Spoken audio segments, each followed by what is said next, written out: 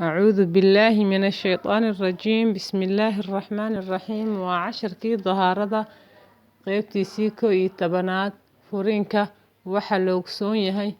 in furidda haweeney la yiri waa inay dhacdaa inta ay ku jirto cidadeeda macnaha waa iyadoo daahir ah aan dhig qabin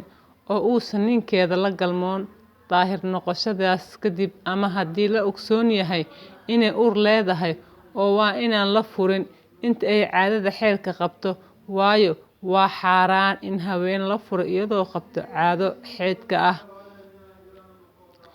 waxaa la soo wariyay in Cabdullaahi bin Cumar Allah ka raali noqday fure xaaskiisii iyadoo qabta caado xeedka ah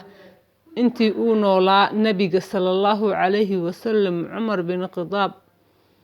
Allah ka raali noqday baa wax ka weydiiyay arrinkaas nabiga sallallahu calayhi wasallam rasuulkii Allah sallallahu calayhi wasallam wuxuu yiri amar isaga wiilkaaga inuu soo ceshado xaaskiisa oo haysto jeer ay daahir noqoto dabadeed ha sugo jeer ay hesho dhiigga xeedka caadadii kale oo noqoto daahir markaasi haddii uu doonayo inuu haysto waa haysan karaa haddiina uu doonayo inuu furo waa uu furi karaa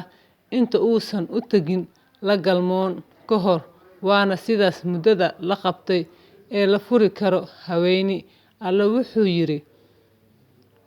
إذا طلقتم النساء فطلقوهن لعدتهن markii aad rabtaan inaad furtaan haween fura markii ay joogaan ciddadooda suurada Ad-Dalaaq intaas inoo jooga casharkeeni qaybtii 11aad insha Allah